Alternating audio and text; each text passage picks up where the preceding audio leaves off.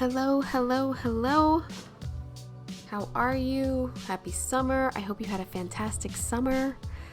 I know that I haven't done a intro for the last couple episodes for the roundtables. I really hope you enjoyed them because it was kind of like my dorky podcaster dream come true to do a roundtable, and it took me 7 seasons, but I did it. And I really hope that you got a chance to listen to those wonderful set decorators and production designers who are nominated for Emmys, which the Emmys are in 2 weeks, and voting closed yesterday.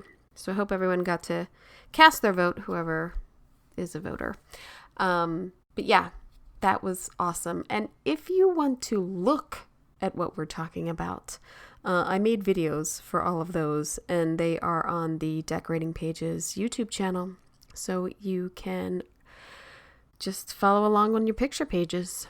And I'm doing that for a lot of the podcasts lately because of kind of getting comfortable with Canva and making it easy on myself, and I feel like, it's not the best, as you can tell with this podcast, but it's there. The visuals are there, so yeah, if you ever want to look at what we're talking about, which has always kind of been the dream of this too, to transition of the visual of what we're talking about.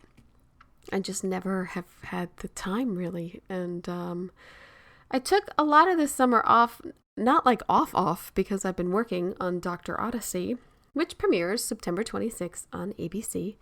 I hope you caught the preview. It's Don Johnson and he's hot. Not gonna lie. And every time I see him, In the Outer Night starts playing in my head. And so far so good. I am very happy with the sets that we have produced, and I hope to maybe get my designer Jamie McCall on here, and maybe we could talk about them and her inspiration for those. So what else? The 4th annual SDSA Awards, the television awards, were announced, so I thought I'd run through those really quickly. 1 Hour Contemporary went to Mr. and Mrs. Smith.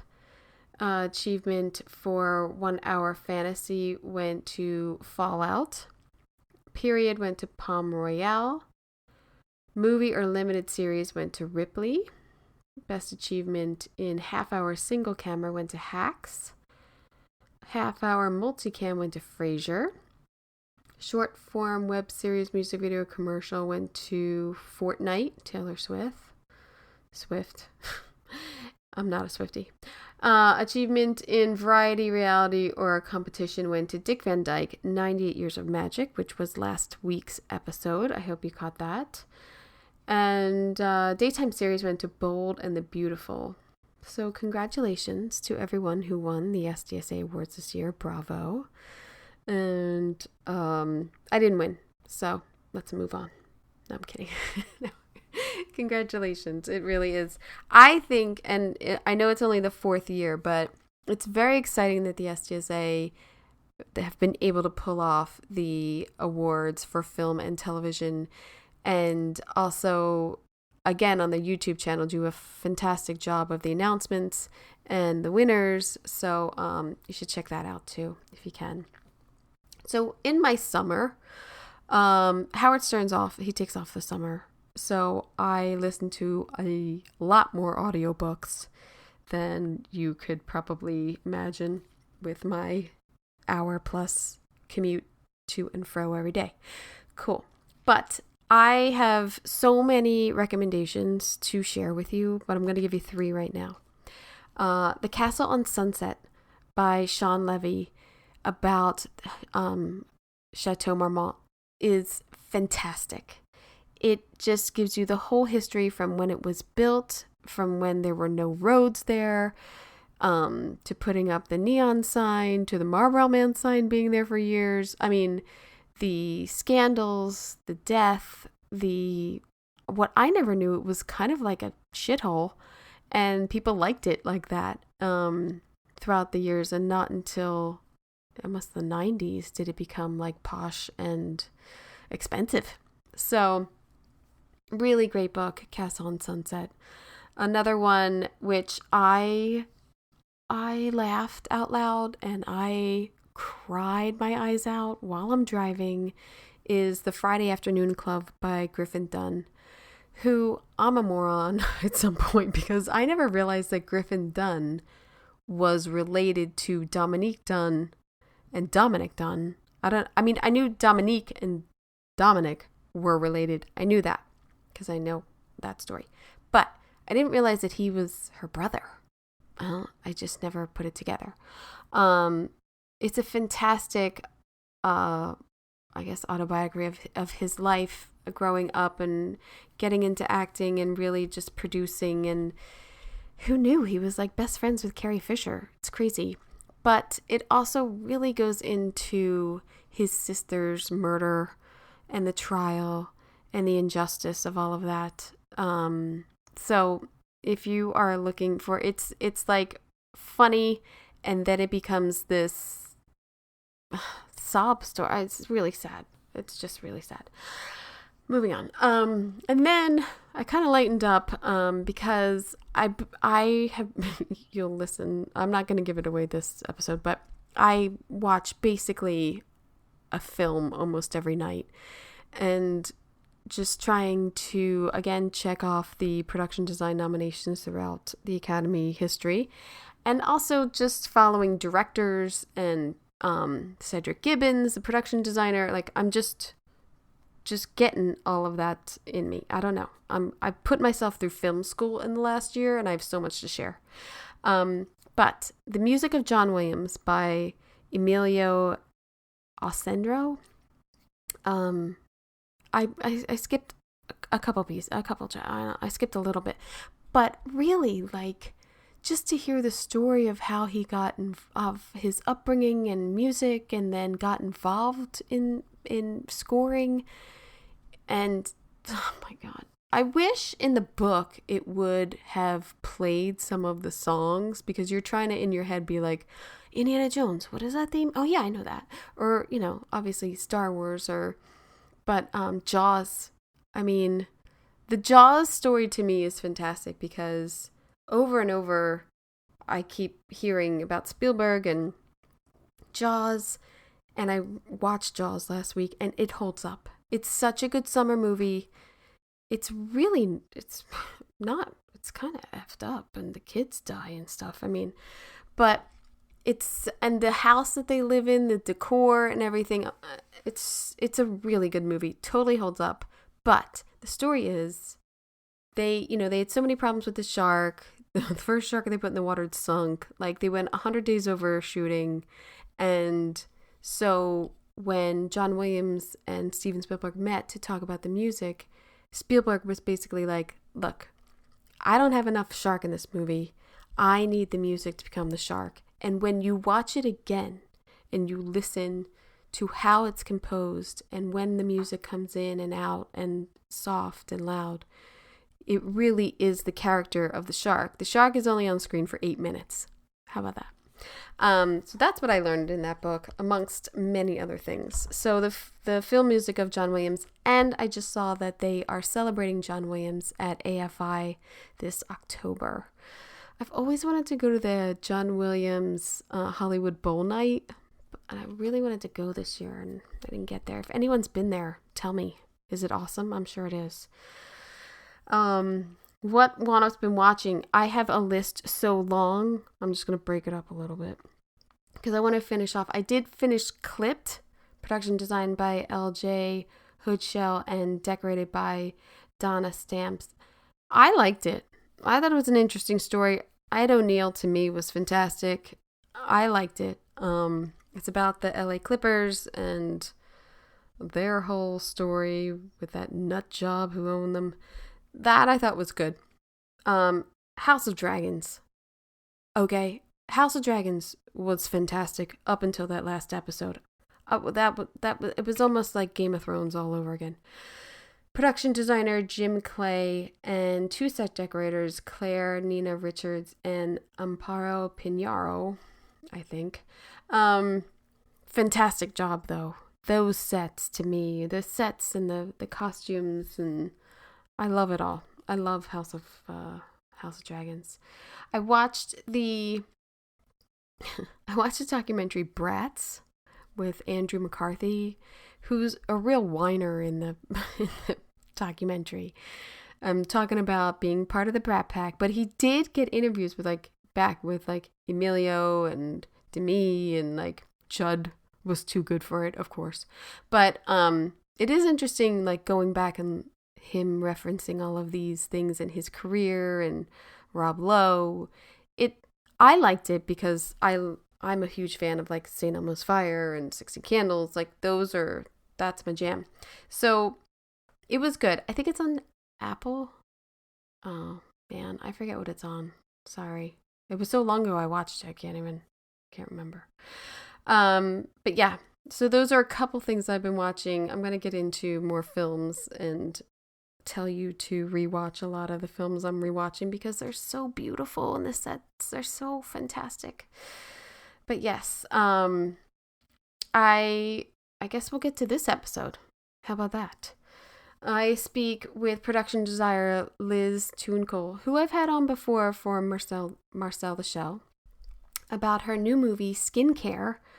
And it's a tale of intertwining ambitions, rivalry, and the world of beauty. Liz shares her unique inspiration drawn from the beauty archives of 2013, a year immortalized by the glossy pages of Cosmo, Glamour, and using references from Architectural Digest. Shooting on the historic location of Crossroads of the World in Hollywood, she designed the lead actor, who is played by Elizabeth Banks, her beauty studio that breathes life into this 2013 charm. And then the rival skincare guy is a very avant-garde design. So she played them against each other in design. Liz also delves into the film's ambition to paint a vivid yet authentic portrait of Los Angeles, which we talk about. It's rooted in a true story, but based on a true story, and so but it definitely spotlights the trends of 2013. And this film really reminded me of the 1990s independent films that all came out then. It's a tiny little movie, a story that is relatable for people in Hollywood. And, Crossroads of the World, it's kind of like when you watch Swingers and they got to go into the Dresden or something. It's kind of great to see one of those historic locations being used in a film.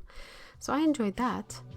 And Liz also does magic. You should really follow her on Instagram. She's a magician. She literally does magic. So yeah. So I hope you enjoy.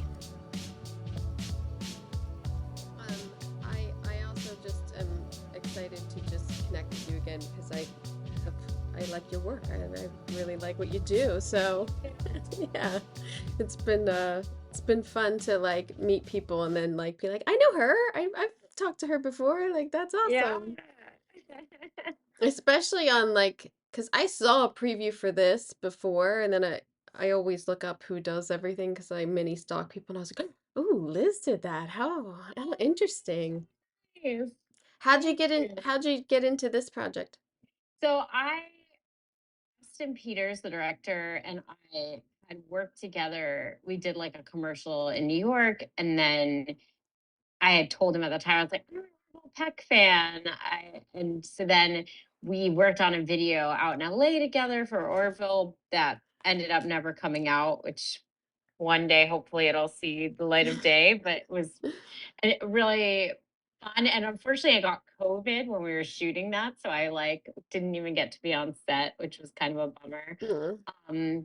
But yeah, and so we did that, and then I'm not sure the exact timeline. I want to say a couple months later, Austin sent me an email, and he's like, "I have this movie that I want to make, and I'm a huge fan of Emily the Criminal, and this movie also takes place in LA, and so I want to talk to you about it." And so we just went and we got coffee, and I read the script, and I really liked kind of the themes, and I thought there was a lot of interesting stuff in there, but it was also seemed like a huge challenge at the budget and all that. And at that point in time, like, all the financing was still coming together. And Austin grew up in Los Angeles. And so Mm. it was like a real dream of his to like shoot this movie in Hollywood. Like there were moments where they're like, we're gonna go shoot this in Arizona or like Ugh. somewhere else. And it's like this movie is such an LA movie that I feel like it would be a huge disservice. So from the beginning of us just like tinkering around with it, it was like, how can we actually make this happen? And like the biggest thing, or the reason I think we were able to pull off Emily the Criminal was because we started scouting for locations so early on. And so kind of similarly with this, Austin and I met up again and like he was like, we went and looked at Crossroads of the World and I feel like if we can do this movie, we could do it there. I was like, yeah, okay, like let's go see it. And we just like walked over there together and like we got kicked out because he couldn't just walk I'm in there. But like, fascinated. I'm fascinated that you got to shoot there because mhm. my very first like apartment in Hollywood was like 2 blocks away. Oh my gosh. So I'm like fascinated anytime like they show that because it's such a little like one little thing in Hollywood that has remained for so long. I Like know. I just never hope it goes away. Well, I think it's gonna become like a Grove style mall. Like Uh, there's some kind of rules where they have to keep like some of the facades that are historical, oh but yeah. I don't think it's going to be what it was, which is a real tragedy. Yeah. But so we went over there and I was like, okay, if we can make this movie, we can make it here. Because it was really like we had talked so much of like how do you do this thing of like these two salons that are in the same space because that just felt like such a challenge at a real location, but that was one place where it felt actually possible. Yeah. Um, and so yeah, and then after that, it started kind of coming together pretty quickly, and, like, by some miracle, we were able to actually shoot there and kind of make that like, we had our product or our office, like, at Crossroads of the World, Oh wow. and, like, that was sort of like our hub, um, yeah, so it was kind of, uh, really lucky that it worked out because I think the movie would be totally different had we not had, like, that iconic location. I totally agree because it's not an iconic, but it's so perfect for your visuals and your eye lines and everything of them looking at each other. Because I was thinking like, oh, if they had done this in a mall, it wouldn't have been as personal for her. Like the Mhm. Crossroads is such a niche of like these little stores and everything that I was like, oh, that's so good that it like he crept right into her little corner of the world. Like why would Yeah. anyone go? Why would he set up there? Like it really makes you believe that It's this other very guy is invasive. stalking her. So, yeah, no, it's perfect location, I thought. But yeah. Um, did you off the bat think like color palette like she would be in the whites and he would have the color? No, I mean, so I think like immediately when I kind of signed out of the project, I was like, we have to like really be true to that time period because it was really important to Austin that this movie kind of takes place like before or like at the birth of like current beauty culture. And so like Hope Elizabeth Banks's character is sort of like stuck in this old world of beauty and like success in that way, kind of like a pre-Instagram social media celebrity. And so like really trying to understand that moment in time and like what things looked like. And so um I immediately, or I guess what was really, I love doing a lot of research, and it was really interesting to me that, like, that period of time, even though it doesn't feel that long ago, like, a lot of it is not archived online. Like, Okay. magazines from that time, and even just like social media, like, it was really just kind of beginning. And so, I like the first thing I did was we ordered like 20 issues of Architectural Digest from like I had like a wide range. It was say like 20 like 2005 through like 2013. or Mm. 2014, and same with like Glamour and Cosmopolitan. And like, I really wanted to see like what the beauty spreads looked like then, what salons looked like, and then also interiors. Um, and so I think like I also, there's this one like celebrity facialist, Kate Somerville, Mhm. who was like really like the it girl of that time. And so I she had a book that came out, I don't remember, maybe 2011 or something like that. And so we ordered that, and I was really inspired by the interiors of her salon for that point in time. Like, and that was probably the biggest touchstone for Hope, was like, a lot of like mercury glass and mirrored Right. surfaces and kind of like silver and whites and creams. Um, and then I really wanted that to be juxtaposed with Angel's Shimmer Salon of like, that's like, so like, I think the idea was like, um, Hope Salon, got renovated in like 2010, 2011, but now Angel Salon is like cutting edge 2013. So like I was super inspired by like the Bangers album cover, the Miley Cyrus album, because Oh, I yeah. feel like that was sort of like that like really changed the look of interiors, and just sort of like it was such an iconic thing of like the palms and the neon and like Yeah. that kind of like jungly green. And so like wanted him to just feel like he was at the forefront of like fashion and beauty, and that Hope was kind of like left behind. And Really. then similarly in their like domestic spaces too, like that Hope is just sort of like no longer like, A, she's kind of passe, but B, she like doesn't have the money to like keep being a part of the trends. Yeah. Yeah. It's a struggle. It's like Yeah. Yeah. and your decorator is Elizabeth Goldsby? Was that am I Yes. saying it? Yeah. Yeah. I can I can understand like how different you want to make the spaces, but I'm also wondering about timing and like how much prep time you guys had because I'm assuming you had to rent out these spaces. You probably didn't have that much time to do it. Yeah, I mean, the lucky part was that we had access to the salons like fairly early. Like both of the salon spaces were completely empty. Like we did the Oh, flooring, that's we good. did everything. And uh, yeah, there's a sad piece of tape in this photo. Uh, Don't focus on that.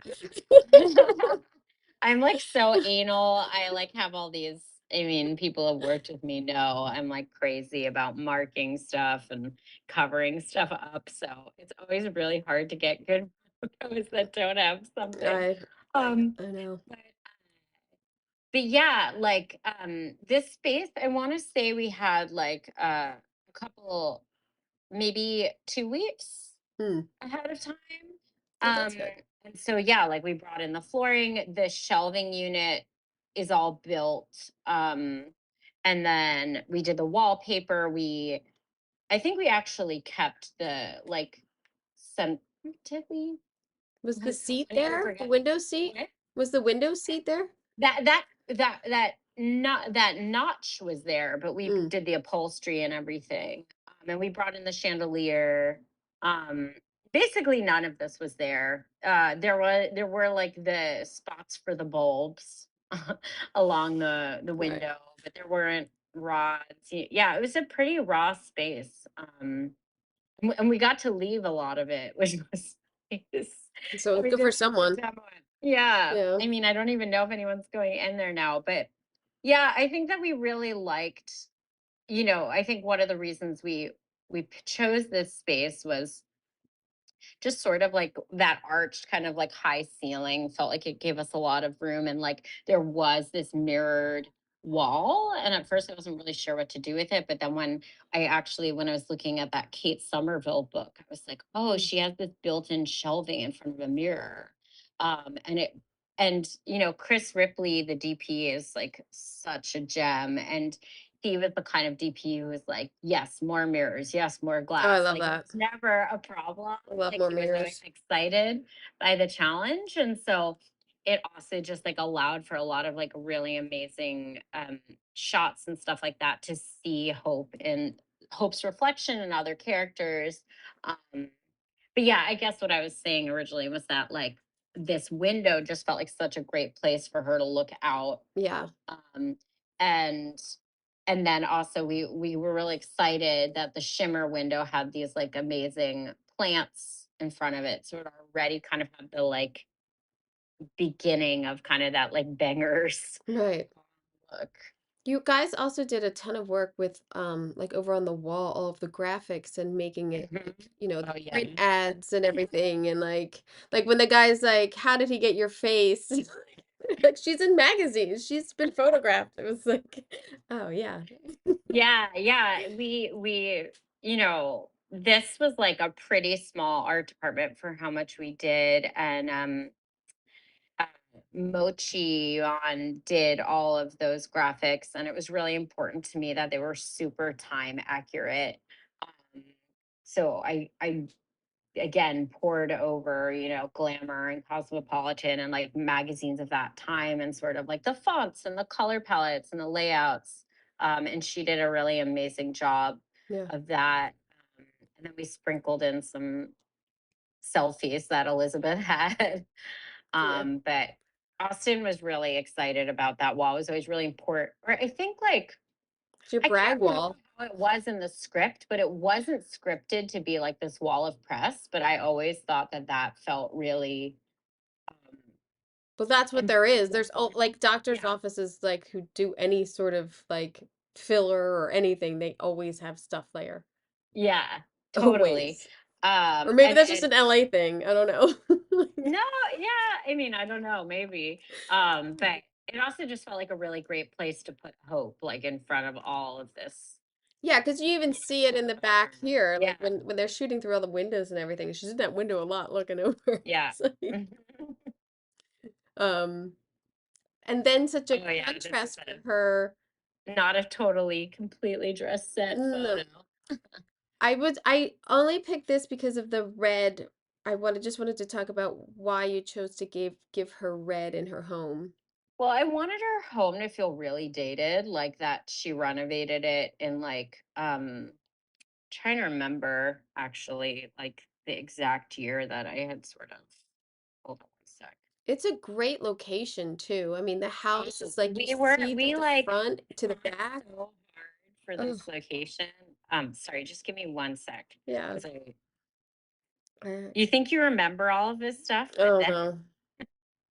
It's Um, it's like I don't remember when my kids did at 6 months old. Like I was like, do 6 months old um do that? Like I don't remember. oh, yeah, I guess like I again like I was saying before, like I wanted this idea that Hope's places feel more dated, and so that like she had spent money to kind of have like an interior designer renovate her house in 2009 when she was like Mm, making a lot of money and like just had kind of been divorced. And then like now it feels really kind of passe or dated. And right.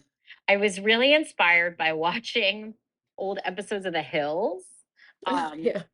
I think I want to say maybe it's Audrina's house or Lo Bosworth's house. One of their houses had this like, kind of these like dark woods and like really chunky furniture.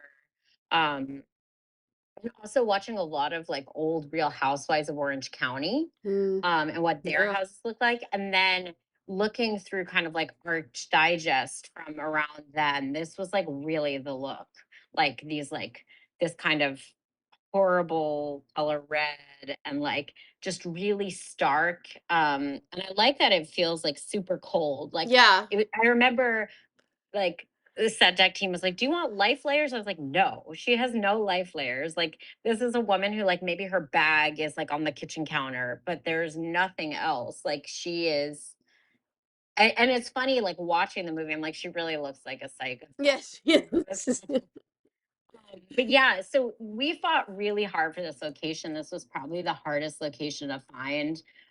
We had an amazing location manager, Mike Percival, who was just like had the best eye. was great.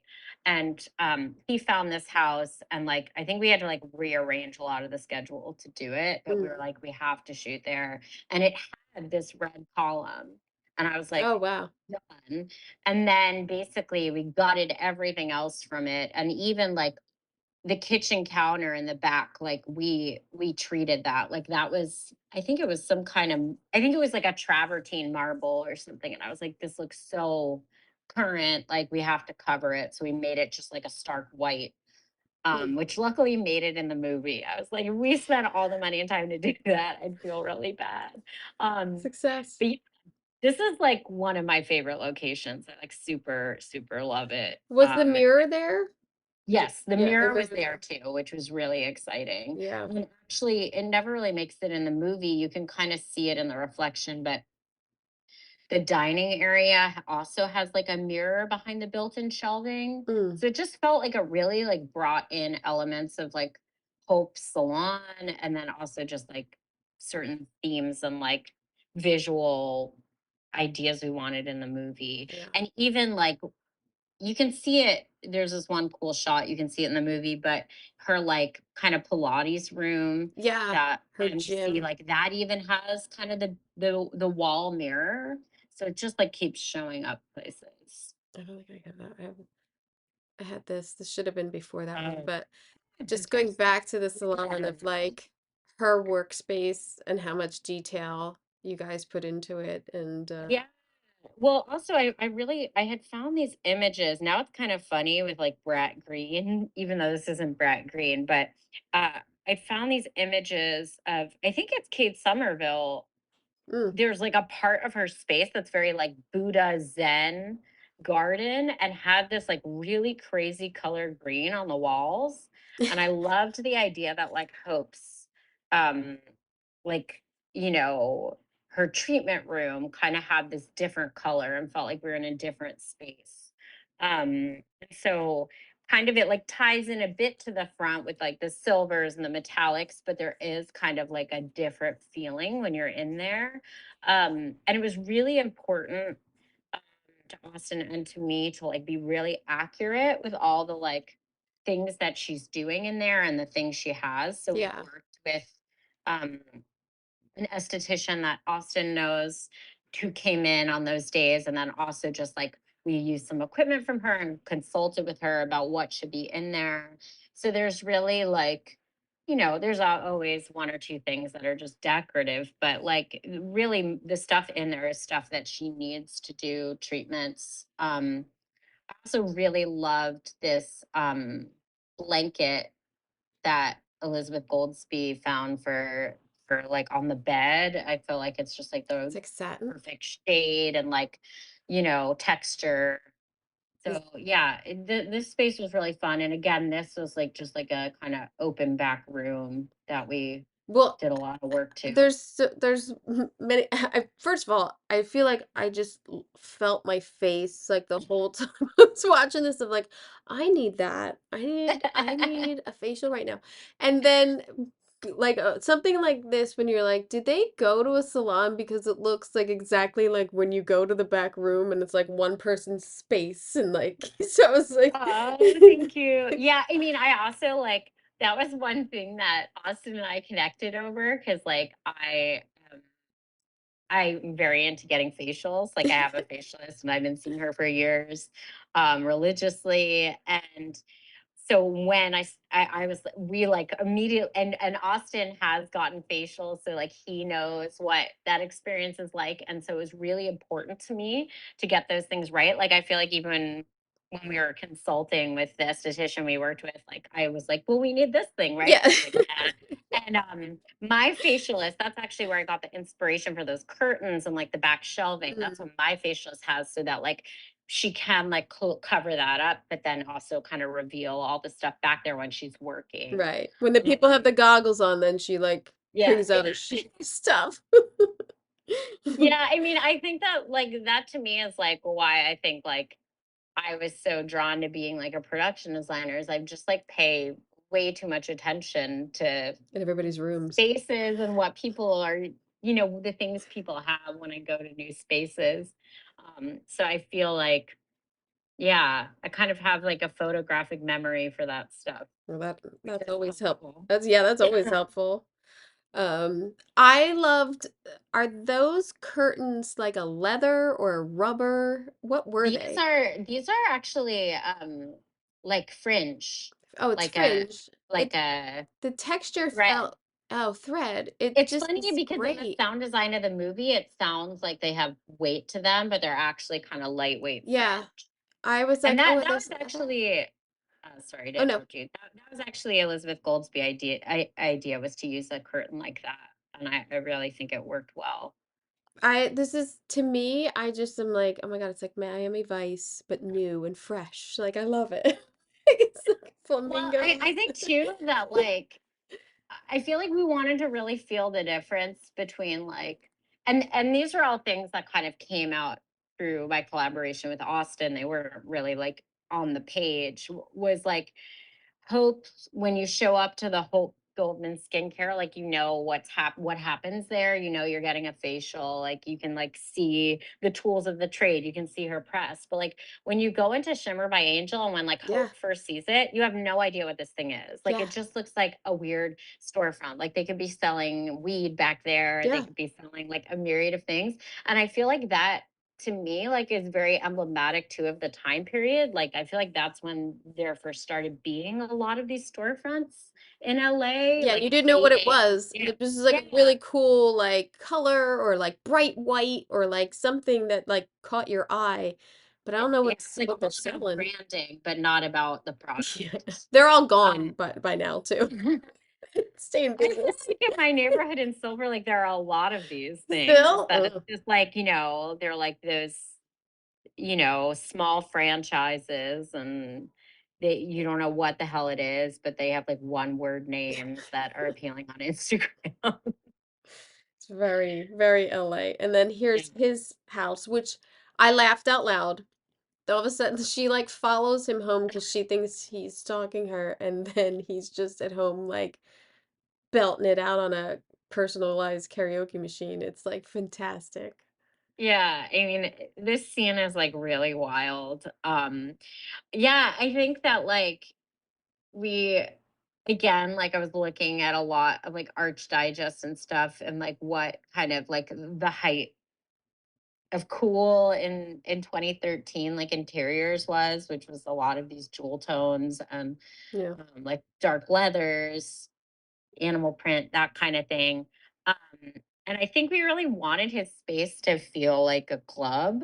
Yeah. Um, like I feel like some of these things don't really show up in the movie, but like really excited me. Like for instance, there's like a bathroom right here that we like literally took the door off of and put um like bead chain Oh curtain on. So it's like if he had like a guest over, he could like watch them in the bathroom. my God. Um, and I just wish they showed that. I I did know, not catch that. honestly, we had such limited. We also fought really hard for this location, and like there was so much that had to happen there, like stunts, etc. So Yeah. it's just and doing that whole like we literally shot him performing that entire Cure song, and so like we just ran out of time there. There's so much we could have done. But like even I think you see it in the movie, but like he has a disco ball like, in Yeah. his living room. Like I love this idea that this guy just like Goes home and like that's how he relaxes. He just yeah. And jams also just out. that there's like a lot going I mean, it's interesting, like I feel like it's very intentional in the movie that you don't actually know that much about a lot of these other characters because Hope is so self-obsessed, Right. But Right. like Angel's like really going through it. Like we even have like here, which didn't make it in the movie, but he had like a photo of his ex-boyfriend he like turns over and Mm. like he's just kind of this heartbroken guy who like doesn't know who Hope is and doesn't care. Right. Um, yeah, and I think that was really exciting to me and like my art director, Jake Tremblay, who I worked with on Marcel the Shell and is a longtime collaborator who I love. Like a lot of the characters in this movie are queer and kind of like exploring like the queerness of their spaces. And so I think that was a fun thing with Angel. Um, was just kind of like a lot of his art is like kind of homoerotic. Yeah. Um, and we had a really good time. I too, I mean, the lighting in these scenes is great, and the reflectives of like on those pillows or like in the walls, and like it's because it does look like a big disco in there. It looks like Yeah. it's having a party, party Yeah. of Oh my one. God. We were so obsessed with this little pink lamp that um Elizabeth Goldsby found, and in the stunt it broke. Oh, But somehow it like made it through all the important shots. But that was a rental, so that kind of sucked. But it's like I feel like it's a real star in the movie. yeah, Kind of like makes the room. it just pops. Yeah, yeah. I love the rug too. But yeah. Yeah, the rug is great. I feel like it really pulls it all together. Another really great location of see you get such depth when she's walking in or they're walking in through the house and he's in this back room. Like it's a storytelling of like her like creeping in to see like what's going on. It's like a good Right. it's a great location. Yeah. No, It it's shoots through super that. exciting. And we were just really excited by all these locations, like her house and his house kind of having like a lot of glass. Like I love the idea that her home, like she feels like very visible to the Yeah. public, and same with Angel. I I have shades and shears. Like I don't show's over. At like 7 o'clock at night, at like almost every day I go, show's over, and I shut all the like I'm done, people. Yeah, I am like hardcore into privacy too. I like Yeah. never have like a bare window. Yeah. I feel like it's a real luxury, honestly. Yeah. Yeah, I couldn't have a big bare window like that. I couldn't do it. Um, how's this? Your morning show. Oh yeah, the morning show. Um, I mean, I feel like it's pretty straightforward. We also hunted for this location a lot to find, this is basically a standing set, but Mm, find something that felt true to the time and also yeah. um, you know, not but ugly in the wrong way. Yeah. But but reads as like the generic of this time period, and also the lucite is perfect on Yeah. No, on I the feel news like desk. in materials wise, it's like very in the world of the movie. We were like really pleased when we found this. Yeah. Um, What a what odd scenes follow this. It's like it's really good. And then I love this little set of like just a character I set. feel like this has turned out to be I mean, I think that I just have a niche or like obsession with office, like real people's offices. I don't know. I feel like those are always my favorite sets.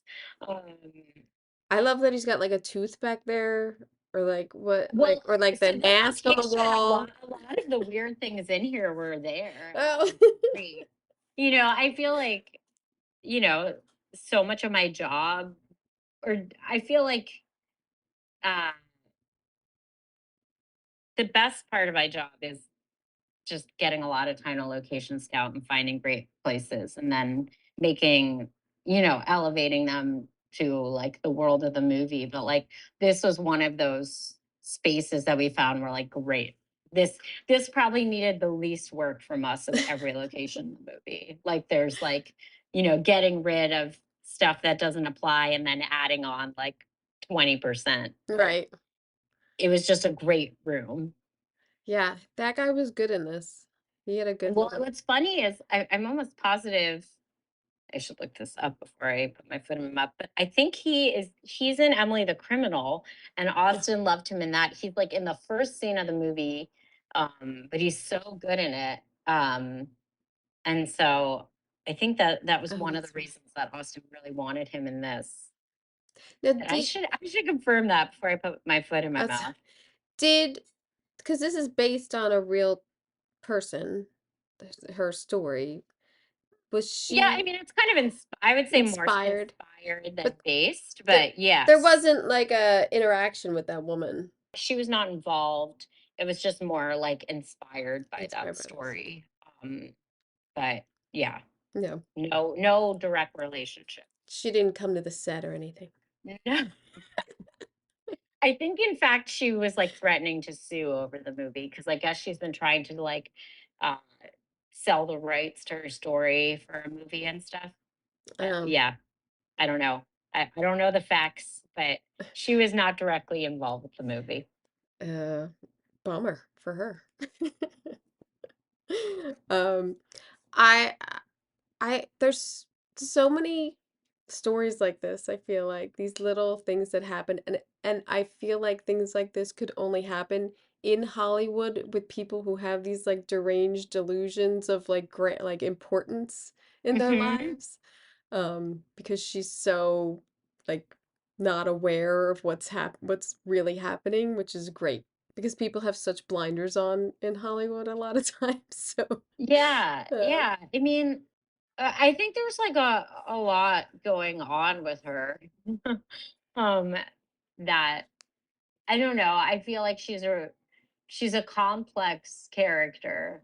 And I think she's also kind of representative of that period in time of just like kind of this state of like womanhood, especially as like a white woman in power and like the major blind spots and delusions that that can sometimes create. I think like one of the definite touchstones for her was like a Real Housewife of Orange County or something like yeah. that. Like these women that sort of like think they have it all and then sort of like get a taste of the world around them and like, whoa, like I'm not exactly who I thought I was, or I'm not exact, or the world isn't exactly what I thought it was, and like kind of spiral out from that realization. Did you how long was the shoot for? It was so short. I Really? want to say maybe 20 days. Oh wow, yeah. This actually reminded me a lot of a movie like in the 90s, like these like like little films of like coming out and with like a story and you're into it and you're like what is going to happen next because I don't know where this is going. Like I couldn't really tell who was who or what was going on, but I was like, this reminds me of like the 90s. This was like little films that you go and see and you're like, yeah, that was good. Remember that one? Like, yeah. Yeah, no, I mean, I think it is very like it's a kind of movie that doesn't really get made anymore. Yeah. That's what was really fun about working on it. Like Austin and I really like to die for and like kind of Oh, movies yeah. about these kind of like stylized, kind of hysterical women. And um I feel like it's kind of fun to see a movie like that because I feel like in sort of like a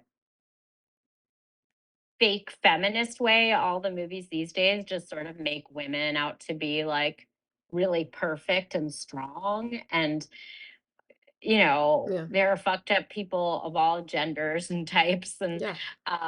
so I thought it was really fun to get to like be in the world of like kind of an unlikable woman. And also like the realization that like a lot of her unlikability and like negative traits are because of the patriarchy, like Right. this is a woman who was like basically all her capital was like based on beauty, like, Right. literally and like figuratively. And so, um, just to kind of think about that and like, yeah, the way women are treated, especially in places like Los Angeles and under like a microscope, Yeah. you know? I do think too that they is it me or did they keep giving her more eye makeup as the film went on? I feel like it got like Tammy Faye by the end, Yeah, right? yeah. I mean, she had like a really great glam team and they were really into it and had a lot. There was a lot of storytelling going on there that I don't know if I was always privy to, Yeah. but I think adds up to a lot. With your other locations, you had like a coffee shop, you had like the guy that motel room, but super creepy room that was. Mhm. Like That's my favorite set in the I should have movie. put that in there. I'm sorry. So Yeah, De Corsia's Hustlers. It's a book of all these young men in Los Angeles, and we were very inspired about it, especially for Jordan. And so we kept wanting to find spaces for him that sort of mimic those photographs. And so um we spent a long time looking for his, like, apartment, which ended up kind of being this, like, transient motel room, and I liked that. Or one thing I thought of is, like, my freshman year college roommate was a model, and she tacked up all over our room, like, especially around the full-length mirror, like, inspiration photos, like, from Right. magazines, like, all these women cut out on our wall, and I was like, "I love the idea that this guy has all these, like, muscle men Oh, yeah. and all these mirrors in, like, Oliver's apartment because he's, like, trying to attain that sort of status." It Um kinda it did though when I got to that scene, sorry. First of all, it's like Katy Perry's Teenage Dream, which I love. Okay. But him rocking out to it, I also laughed out loud, but then got so creeped out because I'm like, "Oh, I know this. I like know this Hollywood apartment of like, oh, he's a total fake." And like that's when you kind of figure it out. Like you get a glimpse into this guy's world and you're like, "Oh shit. This is this gonna turn creepy?" Like it really was like, "Uh-oh."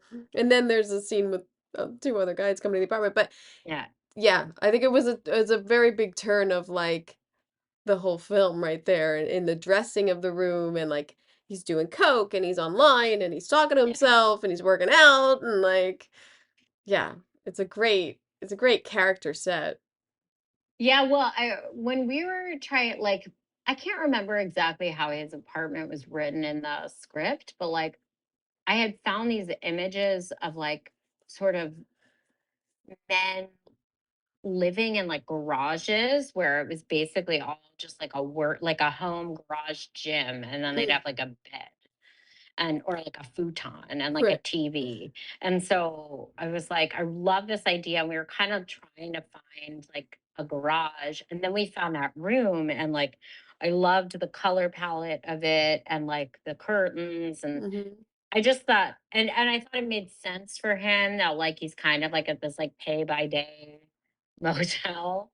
Um, and then we found that other hotel location with the neon star that's on like Oh, the yeah. ceiling, like when you walk in, and we like loved that so much. So we're like, we have to now put that in the movie. And then we like decided to put those like muscle men working out there. I don't know. There's like something like so interesting about like lost like the idea of Hollywood versus the reality. And like I feel like there's like a weird kind of performativity living in Hollywood that's different than like in New York. Like in New York, you're kind of like performing yourself in the street, but in LA, like I feel like it has a really specific flavor. And that's what was fun too about like shooting at Crossroads of the World is like people would walk by and we're like, oh my God, that's like another because Jesse Saylor, the guy in the movie who has like the face tattoos, like his Right. his character was literally named Hollywood Man. And so whenever we see people are like, that's like a real Hollywood man. Um, and so I think it was just we wanted to like bring that into the movie as much as possible, just like the real experience of like walking around certain parts of Los Angeles and like the people you see and kind of like the way that they're living their lives on the street. Well, the Yeah. tell is always, especially with guys, like, now, like, they have a Tesla, but they're living in a shitbox. Yeah. Like, that's basically like, "Oh, I'm showing it off outside of and then I get home and it's like a shitbox. Yeah. It's like on Overland, Exactly. on That's Overland in exactly it. Venice. Like, Yeah. yeah. Well, I was also like with Jordan, like, you know, there's that moment in the movie where he like gives her his business card, and I I Yeah. I had read this like profile a million years ago in New York Magazine on this guy who had been kind of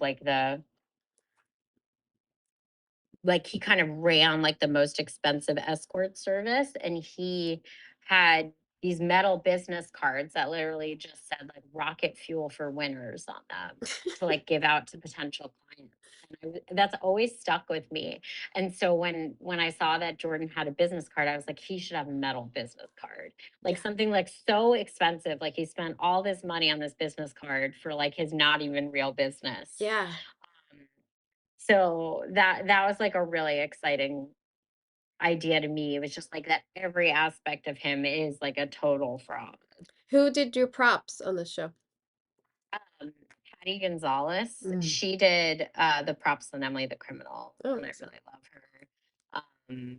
It's great that you have Yeah, you were able to work with the same people again, because it's sometimes, timing doesn't always work out, or people are on something. yeah, yeah. I always am like, oh, it'd be great if I like just worked all the time on anything, so I could keep the same people around all the time because that Yeah. is always like the hardest thing.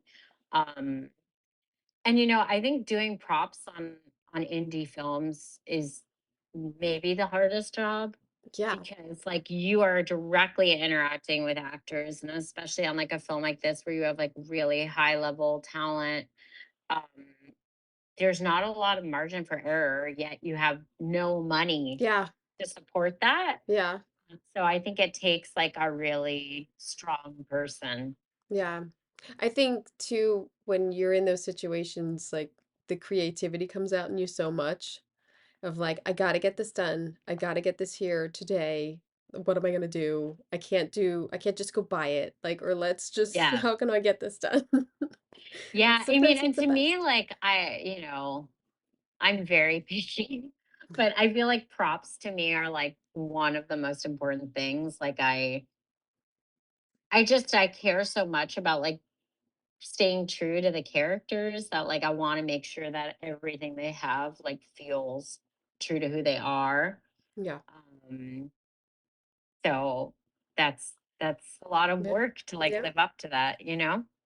Um, well, bravo. Great job. I loved it. And like I said, it reminded me of watching a 90s independent movie. It got me excited of oh, is this how we're gonna go? Can we get back to this? Can we get back Yeah, to it's fun to work on a movie that has like it has a lot of style. yeah, I yeah, think that um just with the way that everything has gone, like it's very hard to do that and to like put a lot of time and resources into that. But I think it's really fun. And yeah, I think it like makes the movie seem bigger than what the means were because of it.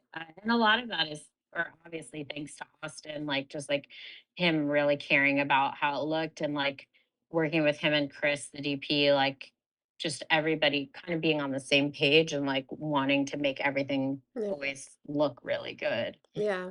It looks good, and it looks gritty. It looks gritty when it needs to, and shimmers when it does need to also. So that was good. Um, Thanks. well, thank you. Thank you for talking to me again. And Yeah, of I course. swear one of these days I'm going to stalk you down and go to one of your magic shows. Please, I have a magic show on October 5th. Oh, Yeah, at the Elysian Theater, 10 o'clock. oh. Um, 10 o'clock. Liz, I'm old. it's I can't. it's late night comedy. The show works at all times of day, but it is a fun show to do at night. Like Oh, that's fun. that way too, people because it's funny. So many people in my life that like are more like people. See that? That was fun. That's a fun interview to get back into the groove here. Liz is great, and I'm a fan. I follow her, and I'm always amazed with the magic and the other films that she does, and she's funky and she's cool, and yeah. But yes, thank you, Liz, for coming on and talking about the film Skincare. So again, I made a video for it on YouTube, so you can look at the sets that we are talking about. But yeah, a fun movie. You should catch it. And what else do I have? I have some interviews coming up. I don't like to say this and that, but yeah, I'll be back here and there. If anything, I still have 2 of the production design film studies I'm holding out on you. I don't want that series to end. But I know you got an earful, so I will see you next time. Bye.